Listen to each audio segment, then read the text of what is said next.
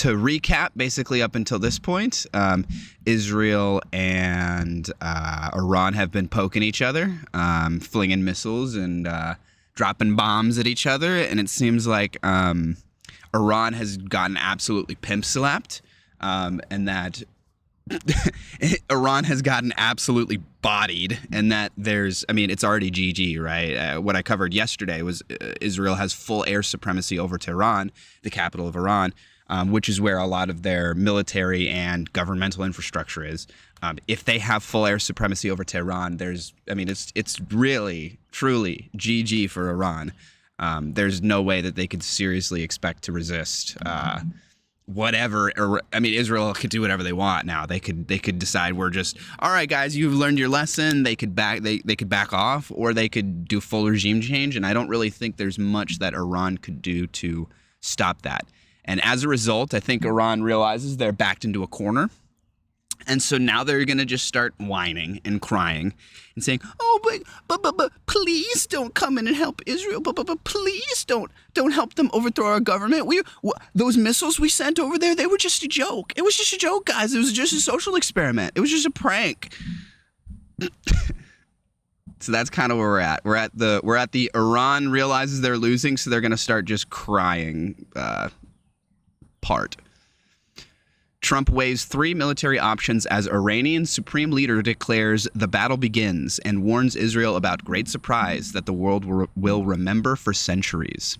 So this gives me I'm going to shoot a nuke vibes, this statement, but like I don't think that they actually want to shoot a nuke. I think they realize how bad that would be.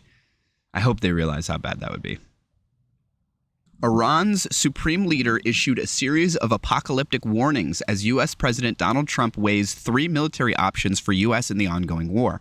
In the name of the noble Haydar, the battle begins, referring to Ali, whom Shia Muslims consider the first imam and the rightful successor to the Prophet Muhammad. Khamenei also shared a separate message in English saying we must give a strong response to the terrorist Zionist regime. He added, we will show the Zionists no mercy. Meanwhile, Iranian state television ominously reported that tonight a great surprise will occur, one that the world will remember for centuries.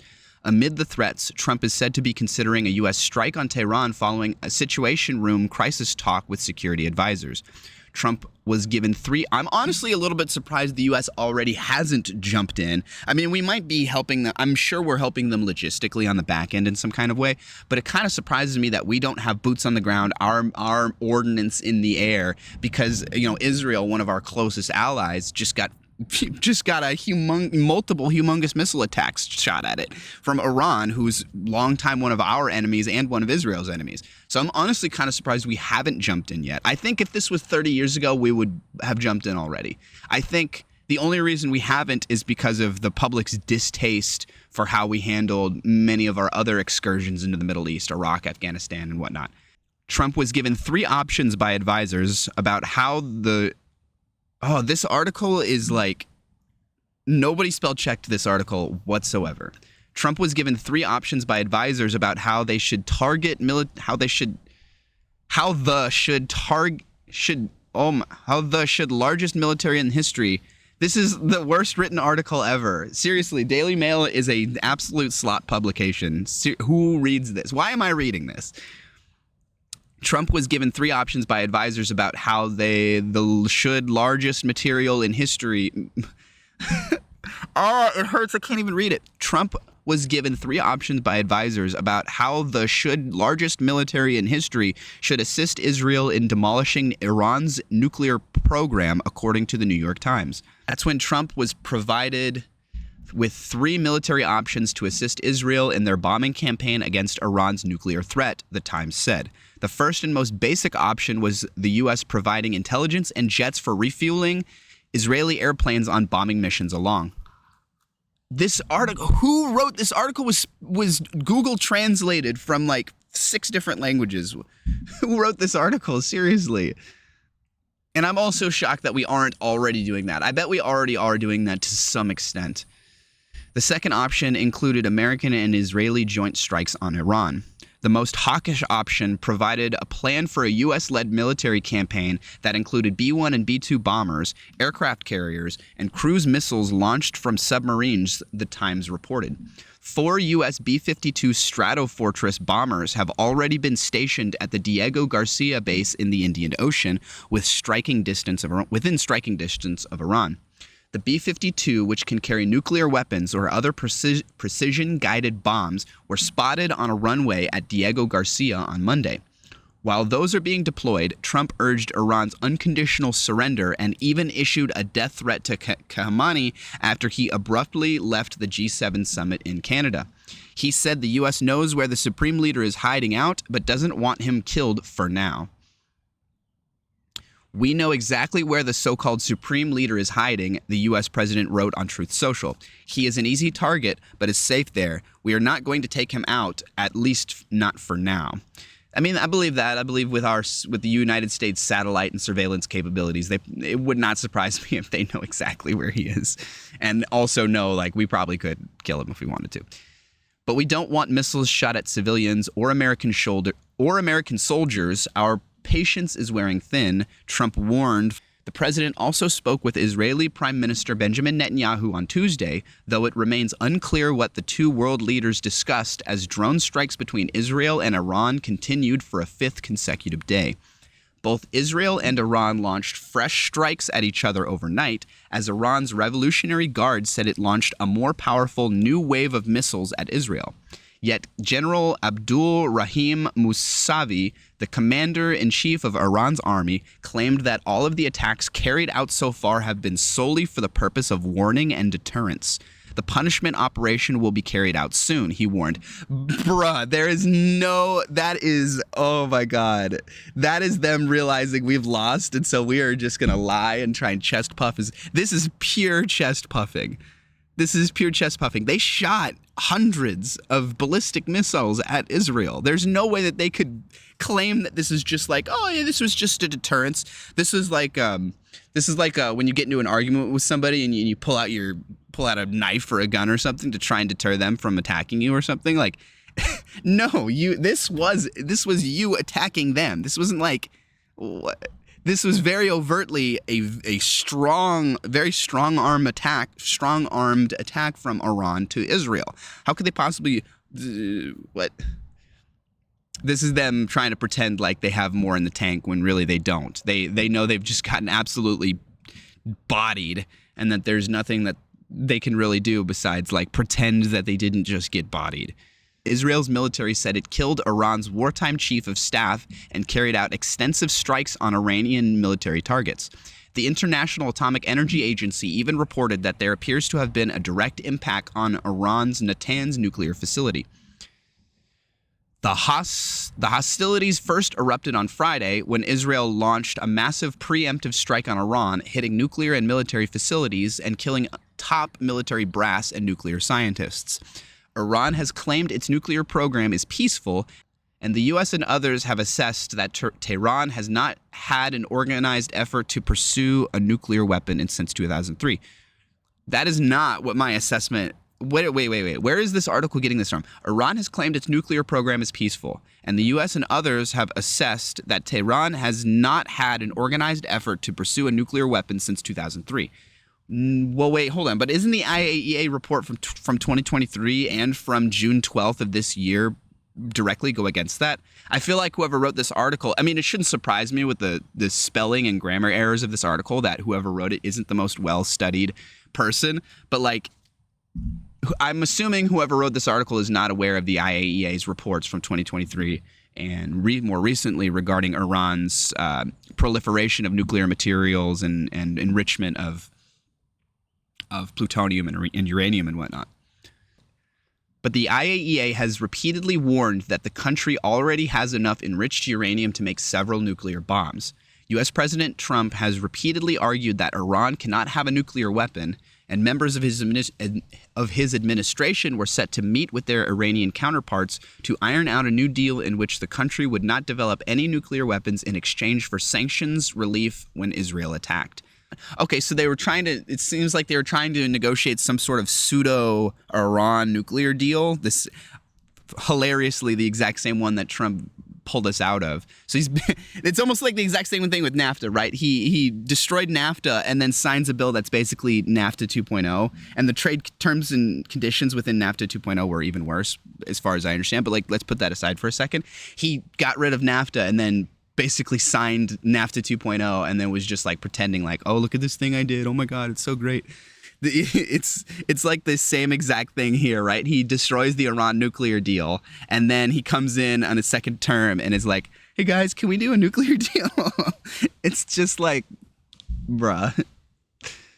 Trump has since said he does not believe Israel will slow its assault on Iran. As Yashel Leiter, the Israeli ambassador to the U.S., said, this is the war to end wars. This is the war to endanger peace in the Middle East, he added. Harking back to the audacious bombs and pagers plot against Hezbollah last year, Mr. Leiter said, we've pulled off a number of surprises. When the dust settles, you're going to see some surprises on Thursday night and Friday that will make the beeper operation almost seem simple. Oh, interesting. When the dust settles, you're going to see some surprises on Thursday night and Friday that will make the beeper operation almost seem simple. Right now, it is Wednesday, June 28th. So based on everything that the Supreme Commander, Leader, Supreme Dick Suck, Ayatollah Khamenei or whatever, the Iranian dude, saying, oh, we're going to do something that you guys are going to remember for centuries. And Israel is talking about doing some like special operation, some special like secret thing on Thursday or Friday. Shows to me like really in the next tomorrow or Friday, we might see some serious shit happen in Israel, Iran. We might see the U.S. officially enter in as a player in this war and choose that third route that this article talked about, the most extreme one where we come in boots on the ground, bombers in the air. And do full-on regime change in Iran. Honestly, I feel like that would fit with the ethos of this administration really well. And also with Trump's position. Trump is probably to some degree aware that he's a very unpopular president at this point. He's the most unpopular president ever at this point in his administration. What are we, like 4 months in or something? And so I think to some extent he understands that this is his last term and that this is his chance to cement a legacy. And I think all of his attempts to become president are attempts to cement legacy, but I think he understands the dynamic that being in a war plays for a president. It can be very beneficial to one's legacy and to their current popularity to be in a war. And so I think he probably and he always thinks about things from a very like purely selfish perspective. I imagine he sees it as beneficial personally for the U.S. to go into war, that his approval ratings will go up, that his legacy as a president might be seen more favorably if they were to, I don't know, do some big war or something and topple Iran or help Israel or something. I don't know. We'll see, though, Thursday or Friday. In the next couple of days, we might see some interesting stuff happen. Because it seems like Iran is absolutely flailing right now. They've gotten bodied, and so they're just spazzing out. They don't know what to do. Foreign Affairs Minister Gideon Saar also noted that Israel's goals were to severely damage the nuclear program, the ballistic missile program, and to severely damage Iran's plans to eliminate the state of Israel.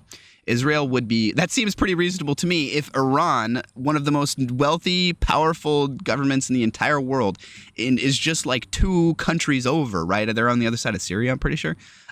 Is telling you, hey, we're going to wipe you off the face of the earth when we have plans to do so. And here's our plans to do so. And then there's outside agencies like the third-party International Atomic Agency, Energy Agency, corroborating these claims. I think it's completely reasonable for Israel to go like, hey, guys, maybe we should do something about this before they do something. The best defense is a good offense sometimes. Israel would be greatly helped in those efforts if the United States did get involved, as American GBU-57 bunker buster bombs are capable of striking deep underground, raising the possibility it could penetrate the Fordow nuclear enrichment site buried deep in a mountain south of Tehran. The United States also already has a carrier strike group in the eastern Mediterranean, including an aircraft carrier, the USS Carl Vinson, with 9 squadrons of fighter jets, as well as frigates and destroyers. And as Trump continues to deliberate on his options after previously saying it was possible that the United States get involved in the regional conflict, the Pentagon has sent more than 40 additional U.S. jets to UK and Europe. They are thought to include stealth bombers and air-to-air refuelers, which could be critical for any operation in the Middle East. The USS Nimitz aircraft carrier also headed to the region from the South China Sea Monday. Vice President J.D. Vance has since issued comments that appear to brace Trump supporters for possible military action. He may decide he needs to take further action to end Iranian enrichment, Vance said. I'm trying to think, am I in support of Israel and the United States jointly going together and taking out Iran's nuclear program? I think so. I think you could maybe make the government sovereignty argument, and that it's not right for them to go in and completely overthrow the government. I don't think that argument holds any water within the context of them being a theocracy.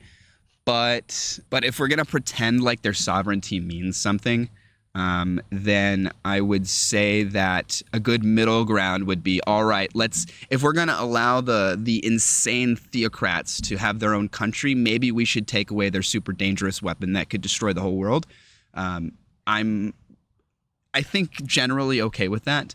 I think with something like full-on regime change and government replacement, we have history to show that doesn't, at bare minimum, doesn't always work like you want it to, and probably more likely never really works like you want it to, and that the result following regime change is going to be worse than the regime that you changed from. But I don't think the same argument holds for trying to eliminate a nuclear program. I would imagine that is a completely separate beast, and that it is effective, that if you could destroy the facilities used to create these nuclear weapons inside Iran, that you would destroy the ability for them to create a nuclear weapon, or at least temporarily destroy their ability to do so, while also preserving their sovereignty as a nation or whatever. Like I've said, I think being a weird theocracy like that completely, like your right to sovereignty in that regard goes out the window. But let's pretend that it hasn't gone out the window. I think I would... Generally, I think I would be in favor of taking a nuclear weapon or the capability to make a nuclear weapon out of the hands of the insane Iranians. I'm okay with that.